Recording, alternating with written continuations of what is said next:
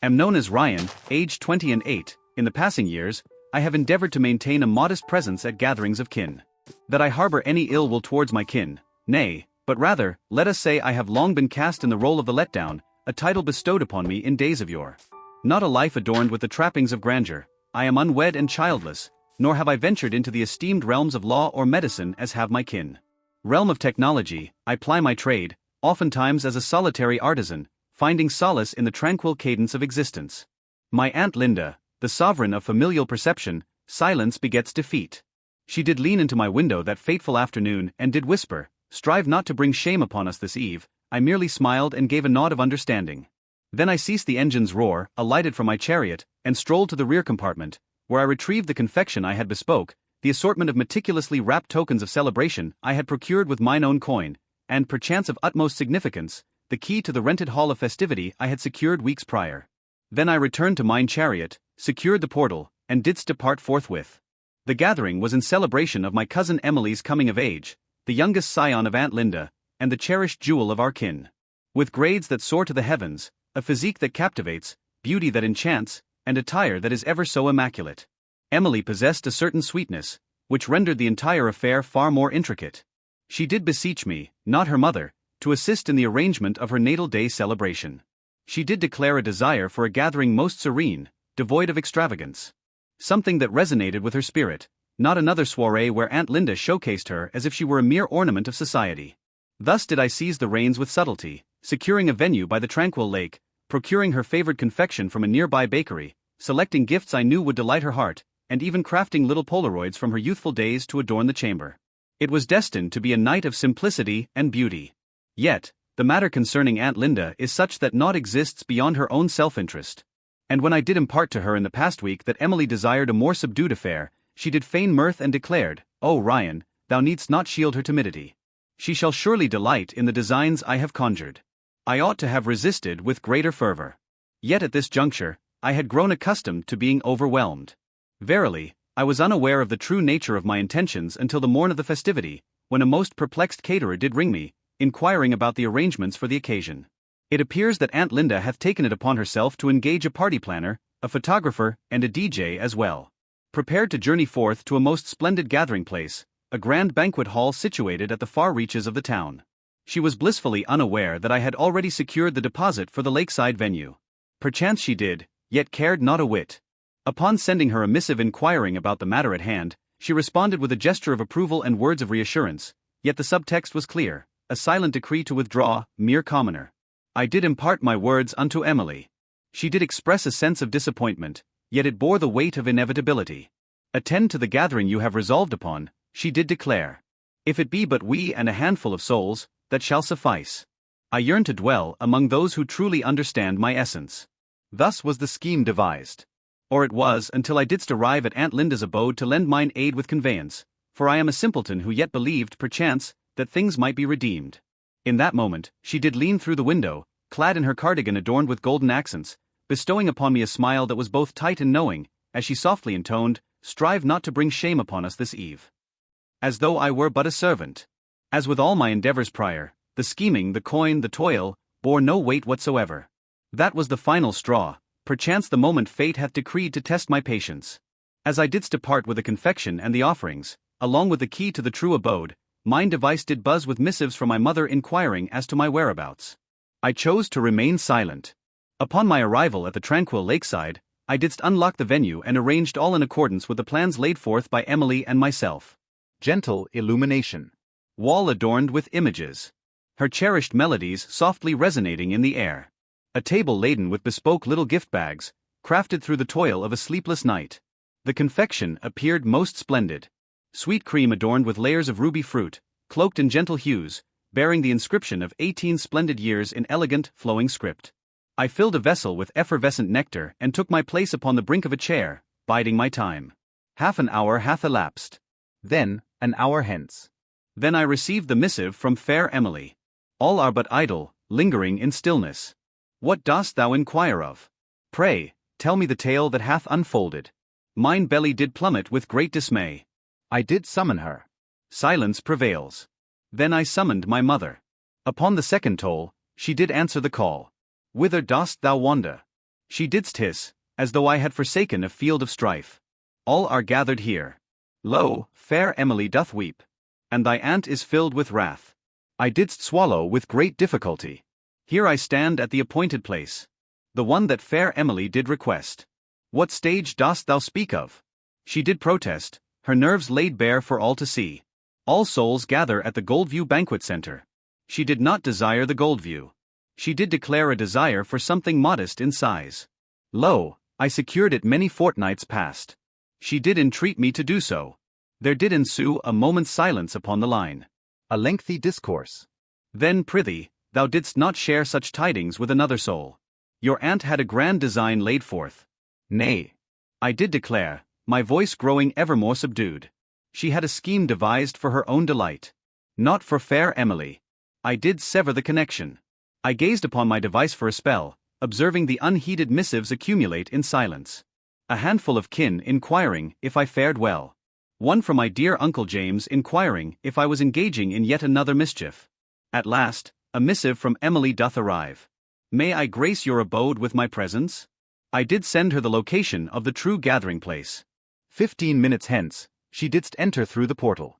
Her visage bore the marks of a hasty application, the pigments blurred and askew. Her attire appeared rigid, akin to a creation plucked from the pages of a fashion tome. Such a departure from her usual manner. She did cast aside the heels and donned a pair of Converse from her satchel. Then she cast her gaze about the chamber and remained still, as if entranced. Hushed and still. Absorbing the essence. The confectionery delight. The illumination. The melody. The images captured in a moment's breath. Her true youth, her genuine inclinations, mirrored in every nook and cranny. This is most exquisite, she declared. I did acquiesce with a gentle nod. Mine throat did feel constricted. Never had I beheld her weep, yet now, glistening tears adorned her eyes. Then she did declare, my mother shall be vexed. Mine laughter did escape. Verily, I did proclaim. I did surmise as much. The eve had yet to unfold its final act. Not in the least, I assure thee. Forsooth, whilst Emily didst accompany me, her feet unshod and indulging in sweet confections beneath the gentle luminescence of twinkling lights, the remainder of kinfolk lingered at the Goldview, where Aunt Linda didst ignite the flames of thought within her mind. And I was aware. It was but a fleeting moment ere the flames did draw near to our midst. And verily, the initial spark did appear a mere 10 minutes hence. A chariot did arrive. Swiftly. Then another one shall follow. I cast mine eyes upon the window and beheld Aunt Linda alighting, her device clasped to her ear, her gaze sweeping the venue with the keen scrutiny of a hawk. Emily stood still as a statue beside me. She didst pursue my whereabouts, she did softly murmur. I did rise from my seat. This affair was destined to descend into chaos. Yet, I found no cause for remorse. Not as of this moment. Not until Aunt Linda did enter that threshold, bearing a tempest upon her visage that could rend a soul asunder. And trailing behind her with a languid gait, followed my mother, my uncle and several kin, each bearing that unmistakable expression. How dost thou dare to accuse me of creating a tumult, when I have not stirred a single whisper of discord? Alas! And then did Aunt Linda utter her words. And thus the entire eve transformed. She commenced not with a cry most piercing. Such a course would have been far too facile, far too apparent. Aunt Linda was akin to a tyrant whose wrath simmered gently, building in intensity over time. The sort that beamed with her teeth yet lacked the light in her gaze. She entered with her hands, artfully groomed, gracefully clasped before her clutch, and spoke, her voice smooth and rich, as if it had lingered in warmth, there you are. Verily, I uttered naught. Merely did I position myself, twixt her and fair Emily. Pray tell, is this the realm thou hast traversed? She inquired, casting her gaze upon Emily. To steal away from thine own revelry for this? Her gaze flitted about the chamber, absorbing the script-laden banners, the tablecloth pressed with care, the snapshots of Emily upon her tricycle or garbed as a carrot for the eve of Halloween. The images didst cause her to halt in contemplation. Merely for a fleeting moment. Then she did return to her part with fervor. Thou hadst guests in eager anticipation, dear Emily. Notable figures. Patrons from thine establishment of physical prowess. Lo, the lensman from the pages of Voyage Weekly did grace the gathering with his presence. I did not extend an invitation to them, quoth Emily. Gentle whispers. Thou didst. What thoughts might have crossed their minds when the maiden of the day vanished into thin air? Emily cast her gaze downward. I could sense her diminishing presence beside me. I did advance ere she could utter her contrition for her own day of birth. She did not vanish, I proclaimed. She hath but now arrived at the revelry she truly desired. That did indeed shatter the facade somewhat. Aunt Linda's jaw did tighten with a fierce resolve. Pardon me, good sir or madam. This, I did gesture about the chamber, was the design from the very beginning. Fair Emily did impart unto me her desires. She desired not to be a mere spectacle of commerce. She yearned for a celebration of her birth. From yonder shadows, Uncle James didst murmur, Ryan, now is not the hour, I did proclaim. Lo, the hour is nigh. In that moment, her countenance fell, and the smile departed like a fleeting shadow. Thou art a most self-righteous wretch. Aunt Linda halted her tongue. She did once more soften her tone. Art thou aware of the deeds thou hast wrought? Verily, I did possess merchants, Ryan. Agreements bound by ink and seal. Pray, respond with haste. In yonder establishment of culinary delight, a place of sushi was found. A lively assembly of 4-stringed instruments, harmonizing in exquisite unison. Deposits were required to be returned forthwith. She had no desire for a place of raw fish and rice. I did retort with fervor. She did desire a confection of chocolate, adorned with a blush-hued icing and illustrations of her visage alongside her feline companion. Verily, that is all. Such was her request. Yet thou didst not lend thine ear. Lo! I beheld my mother in the rear, her eyes aglow with wonder, grasping her purse as though it were a fragile thing destined to take flight. A handful of kinsfolk lingered uncomfortably by the threshold. One amongst them had commenced the act of capturing moving images. Verily, indeed. Fair Emily did advance with grace.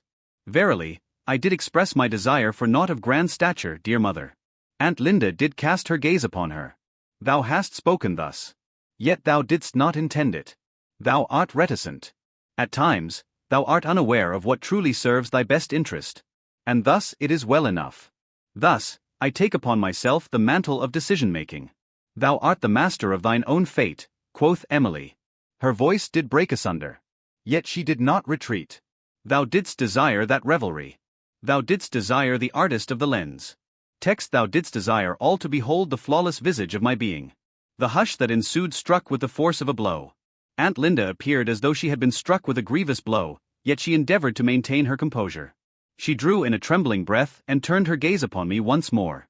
Since thy youth, thou hast harbored envy towards this kin. Thou couldst not bear to witness our triumph in the right. Lo, it lay before us. In my heart, a multitude of thoughts yearned to take flight. That I bore no envy. Mine energy was utterly spent. That I had been cast aside, ridiculed, and regarded as a warning to all at each Thanksgiving gathering since I reached the age of reason, when I ceased to hold the illusion that academia would miraculously mend all woes. Alas, I did invest mine own coin, time, and fervent heart in crafting a reality for fair Emily, not for the sake of garnering praise, but for she truly merited such devotion. Yet, mine gaze did wander to Emily. She cast her gaze upon me once more. And then she didst turn to the chamber filled with kin, still shrouded in the half-light of the threshold. I shall remain here, quoth she. Thou art not, Aunt Linda did declare with a sharp tongue. We possess a plan of events. Nay. Indeed thou dost, quoth Emily. Her voice did possess a new-found strength. Verily, I have reached the age of 18 years. Recall, dost thou? Grown and all that entails? Thou hast revealed it to all. Thou didst post it online with 3 exclamation points.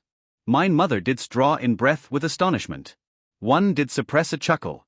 Aunt Linda did advance, yet Emily did swiftly take her place beside me. And thus did the fateful hour arrive. The sound of a lock's embrace.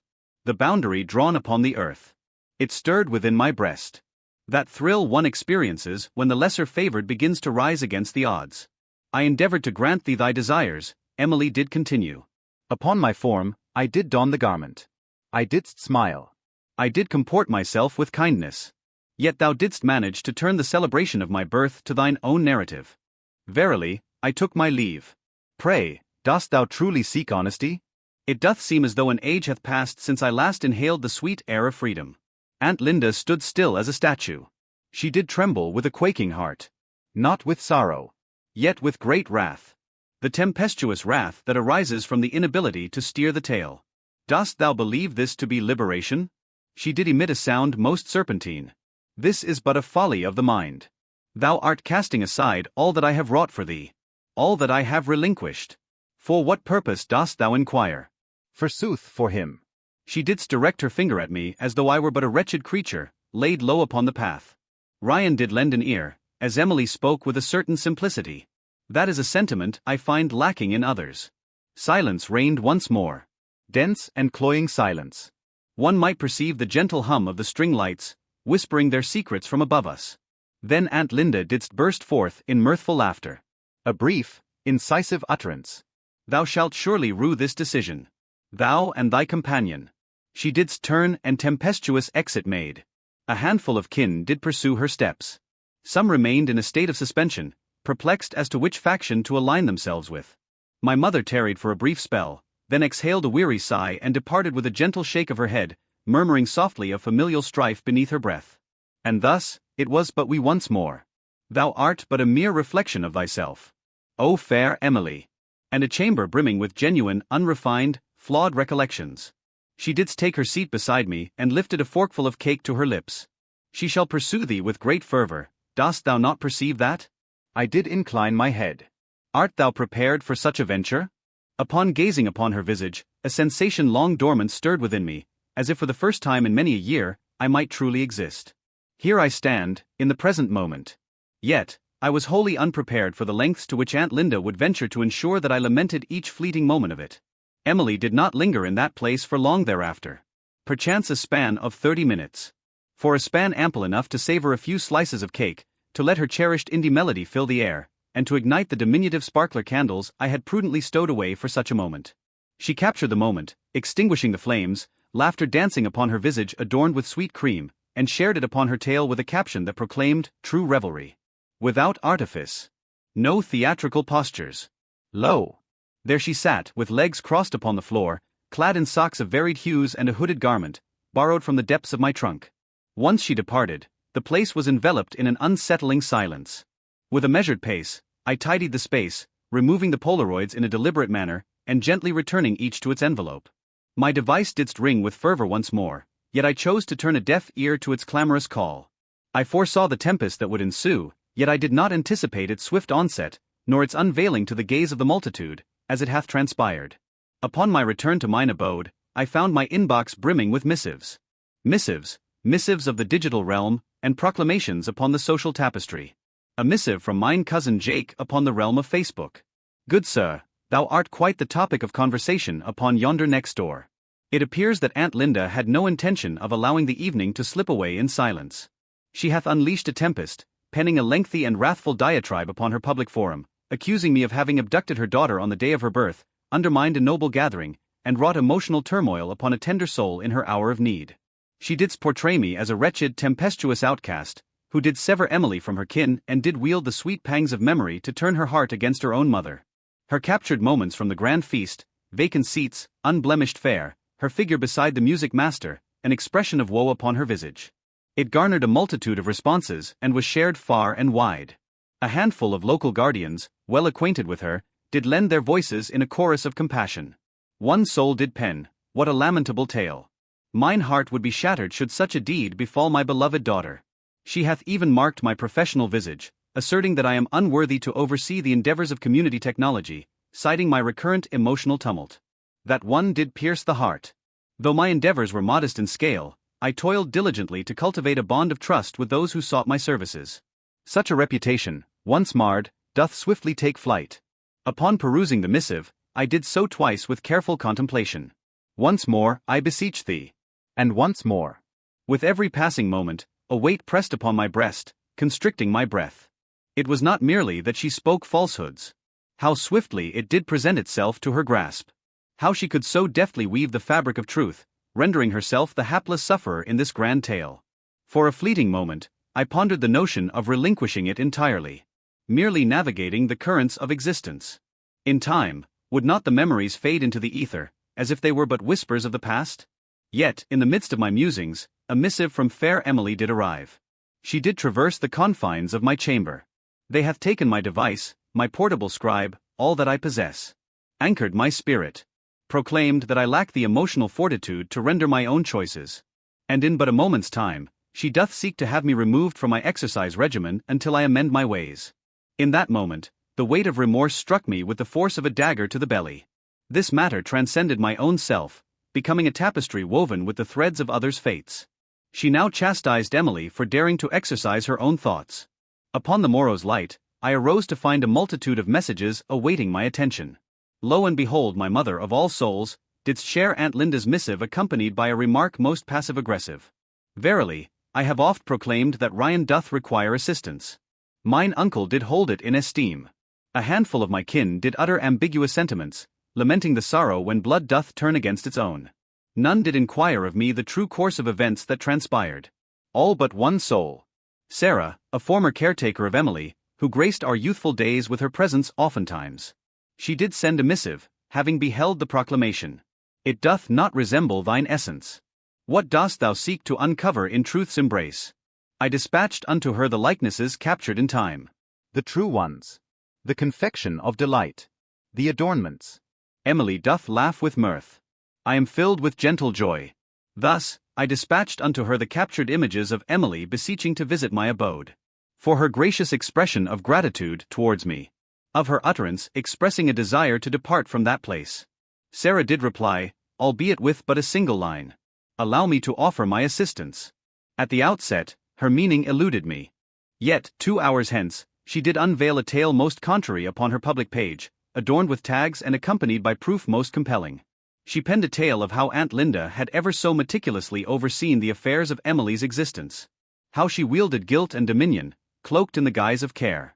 How she had once withdrawn Emily from a theatrical performance, deeming the attire unworthy of her stature. How she didst fashion all things to be but mere semblances, neglecting the essence of souls. Sarah didst even suggest how Aunt Linda had sought to have her dismissed from her former charge of tending the young one, when she permitted Emily to partake of pizza for supper rather than the more refined grilled salmon. She didst include images of the screen, missives that fair Emily had dispatched to her months past, lamenting the trials wrought by her mother. Once did a maiden named Sarah find herself in a state of concern, having saved a treasure of her own. It did erupt with great force. Voices began to rise in discourse, inquiring with earnest curiosity. Then others did partake. An aged chariot of yore. An educator of yore, now in repose. Verily, even a neighbor. One by one, souls did recount their tales. Trifles, indeed. Yet when thou didst stack them high, they did portray a most dissimilar visage. Aunt Linda, with all her might, did endeavor to resist, as one would expect. Asserted that it was naught but an illusion. Yet the currents were shifting. Alas, I cannot declare that this marks the conclusion of our tale. Yet, that was but the prologue to a grander tale. Upon the passage of 2 days, an electronic missive did arrive in mine inbox. Not of kin nor bloodline. From a practitioner of the law. Mine own it is not.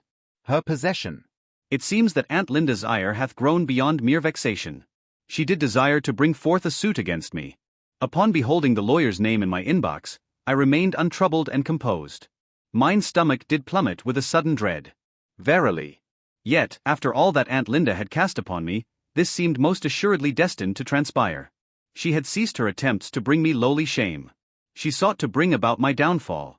And if I had gleaned naught else from this experience, it was that souls such as hers shall not cease their pursuits until compelled to do so. The missive to halt and refrain was replete with grandiloquence. Legal verbiage foreboding accusations of slander for openly tarnishing the reputation of a venerable member of the community and contriving an occasion aimed at subverting the authority of parents. Her counsel did insist that I render a public contrition, remove all mention of the revelry, and bestow a sum of $5,000 as recompense for tarnished esteem. In that moment, a certain something within me did break asunder. Forsooth, I hath squandered many a year in dismissing matters with naught but a wave of mine hand. Being the carefree spirit. Eschewing conflict. Allowing others to reshape my narrative, for it proved simpler than donning the mantle of the villain. Yet, as mine eyes beheld that missive, a revelation dawned upon me, forsooth, of how deeply I had permitted her to mold the very fabric of my existence, even in the quietude of unspoken words. Thus, I did resist. I did not engage the services of an attorney. I did transform into one. Not in the strictest sense, yet verily near enough. For the ensuing 2 days, I immersed myself in the study of all that pertains to the law of defamation, with particular focus on the statutes of our fair state. I did seek the counsel of an acquaintance, a learned paralegal who guided me through the rudiments of the matter. Thus, I did compose a missive of mine own design. Not trifling. Devoid of sentiment. Merely veracious. Fastidious. I meticulously dismantled each assertion in her missive to cease and desist, providing ample evidence in the form of receipts, screenshots, timestamps, and the accounts of those who bore witness to the events of that fateful night. I did expound upon how her missive had unjustly besmirched my character with allegations of nefarious deeds, including the most grievous of abductions, which was both defamatory and ripe for redress. I concluded the missive with utmost clarity, declaring that should she fail to withdraw her public allegations and erase the post within the span of 72 hours, I would be compelled to seek legal recourse for defamation, harassment, and the harm inflicted upon my professional standing. I did include her counsel in the correspondence and dispatched it via a certified email tracker. The missive had vanished by the break of dawn. Yet my tale was not complete. Forsooth, whilst she donned the guise of royalty upon her decaying seat of power, she remained blissfully unaware of the multitude that had conspired to turn their backs upon her. The assembly of the local gym, where she had deftly maneuvered to suspend Emily's membership, found itself besieged by a torrent of grievances. Images captured from the correspondence of Emily. Outcry from the masses. In a manner most subdued, Emily did convey her thoughts within a secluded gathering of youthful competitors on a social platform, recounting how her maternal figure sought to stifle her desire for but a single eve to embrace her true self. The council hath restored her to her former station. In accord, without dissent. They did sever their connections with Aunt Linda in her role as a benefactor. Then arrived the artist of the lens, the one hailing from the esteemed Voyage Weekly. It appears he too found no pleasure in the artifice of deceit. He had been informed that Emily would grace a carefully orchestrated coming-of-age tableau, not be ensnared in a contrived revelry where she had already expressed her desire to be elsewhere. He didst unveil a missive of his own making. There is naught of the theatrical here. Pray, allow me to offer a courteous elucidation. To honor the delicate sensibilities of a young maiden must ever take precedence over the clamor of the press. What of her sway in the realm of social discourse? Fragmented. Patrons have withdrawn their support. Alas, companions have grown apart. Folks did cherish each fleeting instance, as if time itself wove a tapestry of memories. The incessant oversight. The burden of remorse weighs heavily upon the heart. The remarks on the side. And began to discern a recurring motif. Yet, what dost thou deem the true triumph? That event transpired a fortnight hence, when fair Emily took her leave. She had amassed her treasures in silence. A position of modest hours awaits within these walls. A handful of tender charges to attend to there. With a touch of assistance from fair Sarah and a wise scholarship advisor, she hath secured a place in a shared dwelling close to her hallowed college grounds. Upon the day of her arrival, she did send forth a likeness, wherein she stood in a modest kitchen, a smile adorning her visage beside a collection of mismatched mugs. What dost thou seek in the caption? Gratitude I extend for thy assistance in guiding me to this juncture. Aunt Linda endeavored to weave her tale. It was proclaimed that Emily had been ensnared by the wiles of persuasion. That she did flee from her course. Yet, alas, it found no eager hands to claim it. The visage hath fissured too greatly. What of my own self? I did not retreat into the shadows. New opportunities have come my way, grander in scale, bestowed upon me by those who appreciated my steadfastness in defending my own worth. Some patrons had witnessed the spectacle and truly esteemed the manner in which I navigated the affair. It was declared to exhibit virtue. One did proclaim me most astonishingly adept for a fellow clad in denim. Pray, ponder upon that. What dost thou consider the finest aspect? The forthcoming assembly of kin shall transpire at the nuptials of my cousin Jake. I entered with my countenance aloft. No murmurs. Let there be no uncomfortable gazes exchanged. Aunt Linda spake not a single word. With averted gaze and a heart full of warmth, I embraced Emily, presenting her with a delicate framed memento of her radiant birthday celebration. We required not a word to pass between us. With a gentle smile, she tucked it beneath her arm and softly murmured, "Thou art aware that she still believes thou hast marred her celebration." I didst grin. "I did not bring about its ruin," I declared. "I have preserved the true essence." And forsooth, in that fleeting moment, I felt not the weight of familial discontent upon my shoulders. In that moment, I perceived myself as the sole figure who had at last achieved a commendable deed.